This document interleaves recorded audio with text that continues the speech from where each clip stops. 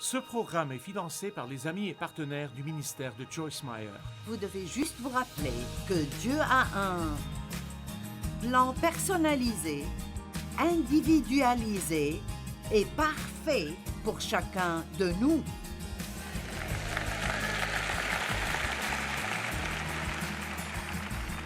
Et nous devrions cesser de regarder d'autres personnes en essayant de comprendre pourquoi nous n'avons pas ce qu'elles ont.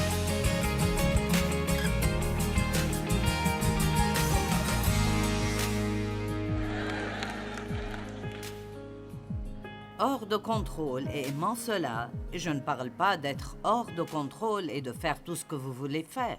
Je parle en fait d'arrêter d'essayer de contrôler d'autres personnes et les circonstances, et même parfois Dieu, et d'apprendre à laisser tomber ce stress, et vous aimerez cela. Il y a deux façons de faire ça. D'un, vous ne devez laisser personne vous contrôler. Ce n'est pas la volonté de Dieu, ce n'est pas bien pour eux et ce n'est pas bien pour vous. De deux, vous ne voulez pas essayer de contrôler d'autres personnes.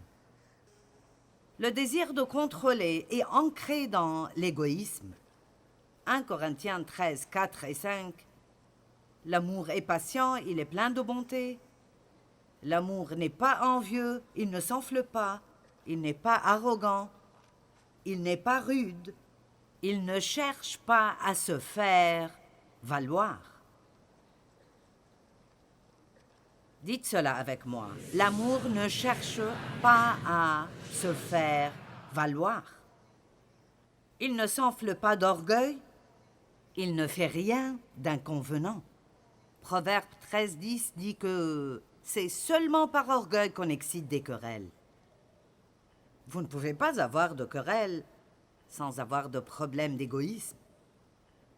Proverbe 16:5. Tout cœur hautain est en abomination à l'Éternel. Wow! Certes, il ne restera pas impuni.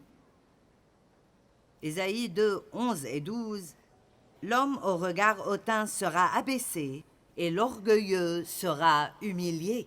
L'Éternel seul sera élevé ce jour-là. Il y a un jour pour l'Éternel des armées, contre tout homme orgueilleux et hautain, contre quiconque s'élève, afin qu'il soit abaissé. Bien, 3 personnes aiment cela. La Bible dit « Humiliez-vous donc, sous la puissante main de Dieu, afin qu'au temps convenable, il vous... élève. » Je commençais à dire « il vous insulte ». Mais si vous avez vécu assez longtemps, vous savez que Dieu vous donne une opportunité de vous humilier. Mais si vous ne le faites pas, il le fera pour vous, souvent publiquement, et ça peut faire vraiment mal. Donc je recommande vraiment que vous le fassiez vous-même en privé. Tu as raison, Dieu, j'ai tort. Amen. Maintenant, c'est aussi l'orgueil quand nous ressentons que nous devons toujours donner notre avis concernant des choses qui ne nous regardent pas. Savez-vous qu'il y a 3 versets qui disent tout simplement de nous mêler de nos propres affaires? Alors, combien d'entre vous aiment se mêler des affaires des autres? Allez, je ne veux pas des mains basses comme ça. Combien d'entre vous disent « Vous savez, Dave et moi vivions à côté d'un homme seul qui avait une grande maison et nous ne comprenions pas pourquoi il voulait une maison avec 4 chambres à coucher. C'est vraiment, vous savez, une perte d'argent. Maintenant, nous ne connaissions même pas le prénom de ce gars. Mais un jour, nous conduisions et l'un de nous a dit « Peut-être qu'il l'a fait pour un investissement. » Puis l'autre a dit « Mais il aurait pu trouver des investissements de loin meilleurs parce qu'il devra s'occuper de cet endroit. » Et donc, nous avons planifié l'avenir financier de ce type et nous ne connaissions même pas son nom. Puis-je vous dire que dans Romains 14, la Bible dit que chacun de nous rendra compte à Dieu pour lui-même. Dieu ne vous demandera rien à propos de quiconque, rien à propos de votre mari, ni à propos de vos enfants ou vos amis. Il vous demandera à propos de vous-même. Et une autre façon de garder beaucoup de stress hors de nos vies... Maintenant, allez, une autre façon de garder beaucoup de stress hors de nos vies est juste de ne pas nous mêler des affaires des autres.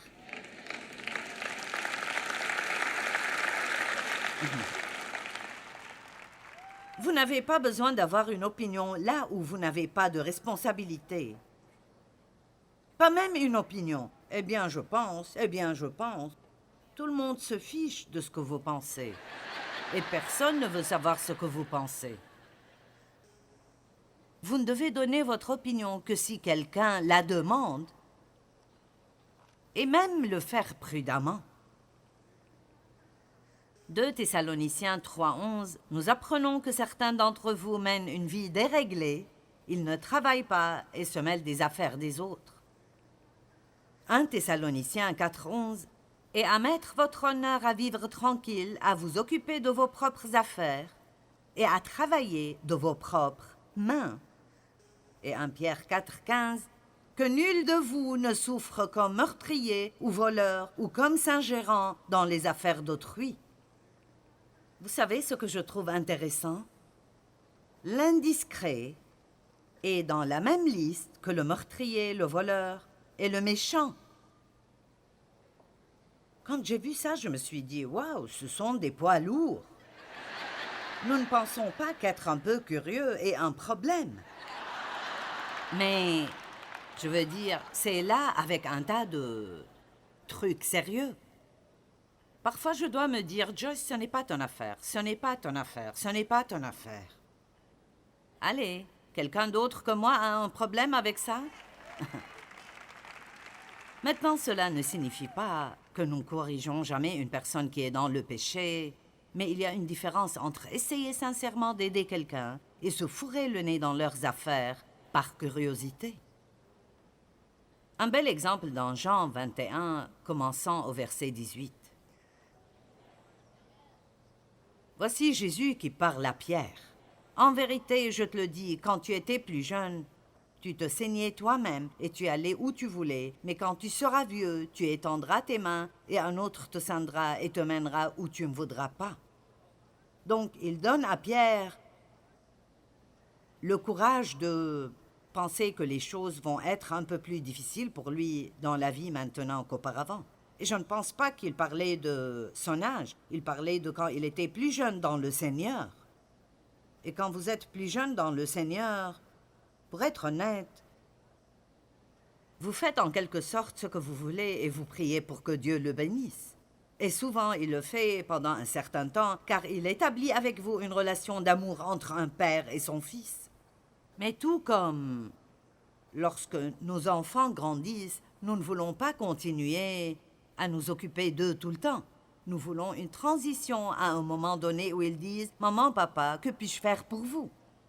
Et ainsi, Jésus dit « Quand tu étais jeune, tu faisais tout ce que tu voulais, mais les choses vont changer maintenant et je vais te conduire à des choses qui ne seront peut-être pas très amusantes pour toi. » Et dans le verset 19, il est écrit « Il dit cela pour indiquer par quelle mort Pierre glorifierait Dieu. Pierre a été crucifié à l'envers. » Et après avoir dit cela, il lui a juste dit « Suis-moi. » Maintenant, Pierre avait juste besoin de dire « Oui, Seigneur. » Mais Pierre vit venir après eux le disciple que Jésus aimait, et ce disciple était Jean. Jean a écrit le livre de Jean, et il a dit à maintes reprises « Encore et encore, je suis le disciple que Jésus aime. » Maintenant, je connais assez bien la personnalité de Pierre pour savoir que ça l'énervait. « Tu es le disciple que Jésus aime. » Vous savez, c'était des gens comme nous. C'est même un peu agaçant pour moi d'entendre Jean dire cela, alors je peux imaginer ce que Pierre pensait. Ces gars-là avaient des problèmes, tout comme nous avons des problèmes. Ils étaient jaloux les uns des autres, ils se faisaient concurrence. Et je pense que, connaissant assez bien Pierre, il avait probablement des problèmes avec tout ce qui est trop émotionnel. Vous savez, Jean penché sur la poitrine de Jésus.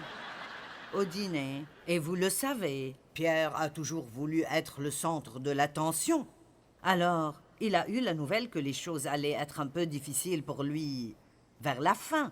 Il voit Jean, et il dit, en le voyant, Pierre dit à Jésus, « Et celui-ci, Seigneur, que lui arrivera-t-il » Nous ne sommes pas bons si nous vivons des moments difficiles alors que tout le monde passe du bon temps. Pas vrai? Si nous allons être misérables, nous aimerions que les autres soient misérables aussi. Et Jésus a dit, verset 22, « Si je veux qu'il demeure jusqu'à ce que je vienne, que t'importe, toi, suis-moi. » Donc Jésus a dit à Pierre, « Occupe-toi de tes affaires, pensez-y une minute. » Nous avons un problème. Nous avons un problème depuis longtemps.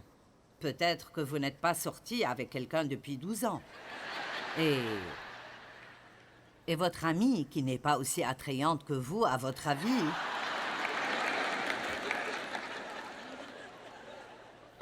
elle ne peut pas éloigner les gars d'elle. Ils sont après elle tout le temps. Et alors, vous n'aimez pas ça. Et vous l'aimez avec l'amour du Seigneur, mais vous ne l'aimez pas vraiment. Combien d'entre vous comprennent? Je ne peux pas te supporter, mais je t'aime avec l'amour du Seigneur. Vous voyez? Et tout ce que vous avez à faire, n'essayez pas de comprendre pourquoi vous ne sortez avec personne et elle-ci, et vous dites à Dieu à quel point c'est injuste. Vous devez juste vous rappeler que Dieu a un plan personnalisé, individualisé et parfait pour chacun de nous.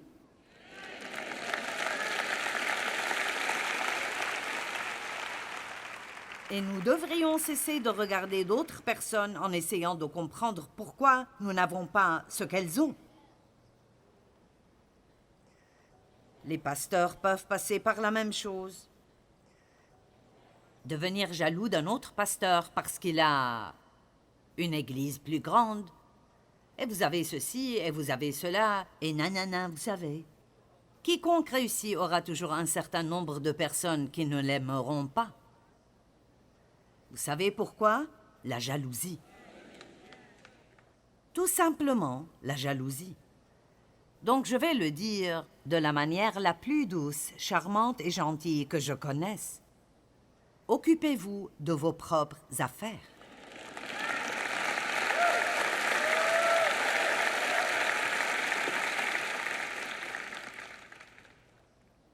La troisième raison pour laquelle nous essayons de contrôler les gens est que nous craignons d'être exploités. Après avoir été abusé sexuellement par mon père qui l'a fait à travers le contrôle, la manipulation et le contrôle, il ne m'a pas forcé physiquement, mais il m'a forcé par la peur.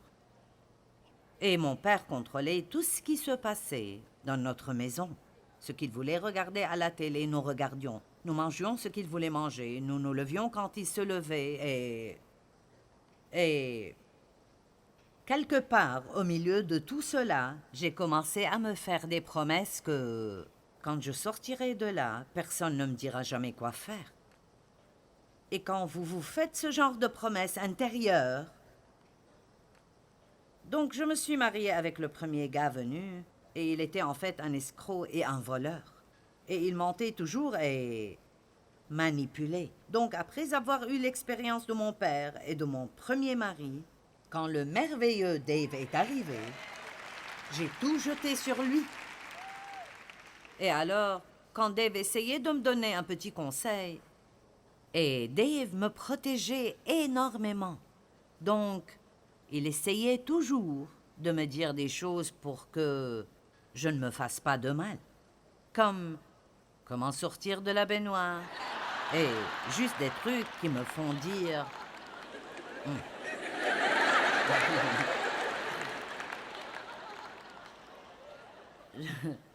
Je le prenais comme...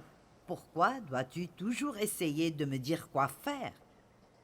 Mais vraiment, il essayait de m'aimer. Mais comme j'avais ce truc en moi qui venait du passé, je ne le comprenais pas comme ça. Je voyais toujours qu'il essayait de me contrôler. Et ce n'était vraiment pas ce qu'il essayait de faire. Et je crois que beaucoup d'entre vous ont été blessés dans le passé. Et vous faites peut-être la même chose que moi. Vous avez peut-être déjà eu 2 maris. Et vous ne pouvez pas continuer à blâmer le nouveau pour tout ce que les anciens ont fait. Allez, parce que ce n'est pas juste. Ce n'est pas juste de faire ça. Et donc, j'ai dû un jour me repentir pour ces promesses intérieures que j'ai faites. Personne ne pourra plus jamais me contrôler. Personne ne pourra plus jamais. Et j'ai dû arriver à un point où j'ai dû réaliser que Dieu établit l'ordre partout où vous allez. Et partout où vous allez, vous devez savoir qui est responsable et vous devez être disposé à vous soumettre à cette autorité. Je prêche ici ce soir, mais c'est l'église de Joel. C'est vrai qu'il est en bas, mais c'est lui qui a le contrôle. Parce que s'il me disait de ne pas faire quelque chose, je ferais mieux de ne pas le faire. Et nous devons être disposés à nous soumettre à une autorité, parce qu'il y a tellement de rébellion dans le monde aujourd'hui. C'est incroyable combien les gens sont rebelles. Et la Bible dit que la rébellion est l'esprit de l'Antéchrist. Et nous devons faire très attention à cette attitude qui nous tente à nous tous. Personne ne va me dire quoi faire. Je vais faire ce que je veux. Quand Dieu établit l'ordre, ce n'est pas pour qu'une personne contrôle une autre, mais c'est pour que vous ayez la paix. Tout le monde ne peut évidemment pas être en charge. Quelqu'un doit toujours être la personne qui décide pour tout. Cette personne est aussi celle qui a toute la responsabilité.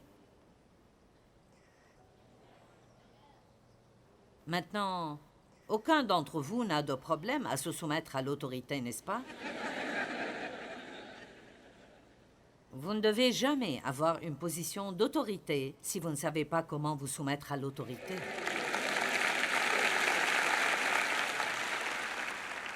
J'ai travaillé longtemps pour un homme avec lequel ce n'était pas très facile de travailler et il n'était pas très juste à bien des égards. Et Dieu a utilisé cette situation pour m'apprendre à être soumise avec une attitude décente, même envers quelqu'un avec qui je n'étais vraiment pas d'accord. Mais j'ai tellement appris de cette expérience. Vous savez, parfois, tout ce que vous apprenez n'est pas agréable. Comme quand j'ai été maltraitée, j'ai appris à ne pas maltraiter les gens parce que je savais ce que ça les faisait subir. Si vous avez une personnalité dirigeante, soyez dirigeant et non pas patron. Car si vous dites « je suis le patron », vous serez autoritaire. Mais si vous vous considérez comme un leader, vous saurez alors que cela signifie que vous devez donner le bon exemple. Non seulement leur dire ce qu'ils doivent être, mais aussi leur montrer l'exemple de ce qu'ils doivent être. Donc, nous pouvons essayer de contrôler parce que nous avons peur d'être exploités. Et la 4e chose est que nous pouvons essayer de contrôler les gens parce que nous avons un tempérament fort. Et que notre tempérament, le tempérament que Dieu nous donne, joue son rôle dans les choses. J'ai écouté un homme nommé Martin Lloyd Jones, dont on dit qu'il était probablement le meilleur enseignant biblique de ce siècle. Et il est vraiment un très bon enseignant biblique. Et c'est intéressant, car à cette époque, les gens n'en parlaient pas beaucoup, mais ils parlent beaucoup de la façon dont notre tempérament affecte la façon dont nous gérons les choses. Et il a dit que certaines personnes ne seront jamais aussi joyeuses que d'autres. Certaines personnes ont simplement une personnalité plus profonde, plus mélancolique, et elles sont plus susceptibles de devenir déprimées, là où d'autres personnes peuvent simplement s'amuser dans la vie chaque jour. Et tout est un jeu pour eux. Dave se lève le matin et se lève en chantant, et je ne veux même pas parler ou voir n'importe quel être humain tant que je n'ai pas eu mon café. Amen. C'est comme la seule personne à qui je pourrais parler à cette heure de la matinée est Jésus. Mais si vous me donnez environ 1 heure, tout va bien. Donc, si vous avez une personnalité forte, vous devez faire très attention d'être équilibré et de ne pas essayer de dire à tout le monde ce qu'il faut faire. Sachez quand vous avez le contrôle et quand vous avez besoin d'être sous contrôle. Amen. Maintenant, il n'y a qu'une chose dans votre vie que Dieu vous a dit de contrôler, et c'est vous-même. Ainsi, au lieu d'essayer de contrôler tout le monde, nous devons utiliser plus de maîtrise de soi. 2 Timothée 1,7, Dieu ne nous a pas donné un esprit de timidité, mais de force, d'amour et de maîtrise de soi. Alors ne dites plus jamais « je n'ai aucun contrôle de soi ». Vous ne l'utilisez peut-être pas, mais vous l'avez. Et plus vous l'utiliserez, plus ce sera facile de l'utiliser. Paul a dit « chaque athlète exerce le contrôle de soi en toute chose ». Un bon athlète observe l'heure du coucher, il s'exerce, il mange d'une certaine manière. Vous savez, et il dit, ils le font pour gagner une couronne corruptible. Alors pensez à ce que certains sportifs font ou, disons, un bodybuilder quand il essaye de s'entraîner juste pour se tenir sur une scène et montrer leurs muscles, ou bien pour obtenir une gerbe de fleurs ou un ruban ou un trophée. Ils font cela pour une couronne corruptible, mais nous le faisons pour une récompense impérissable. Alors, s'ils veulent se discipliner à ce point juste pour gagner quelque chose qui est déjà en train de pourrir quand ils le ramènent chez eux, combien plus devrions-nous être prêts à nous contrôler pour avoir ce que Dieu nous a promis, ce qui est la vie éternelle avec lui. Donc, 2 Écritures, 1 Corinthiens 9, 25 à 27, tous ceux qui combattent s'imposent toute espèce d'abstinence, et ils le font pour une couronne corruptible, mais nous pas. Donc je ne cours pas sans but, je ne frappe pas comme battant l'air, mais je tiens mon corps assujetti de peur d'être moi-même rejeté après avoir prêché aux autres.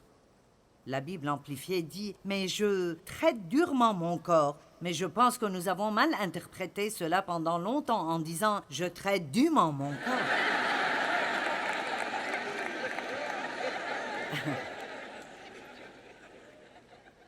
Ici, Paul dit « Je traite dûment mon corps ». C'est proche, mais ce n'est pas la même chose. 1 Corinthiens 6, 12. Toutes choses me sont permises, mais tout ne m'est pas utile.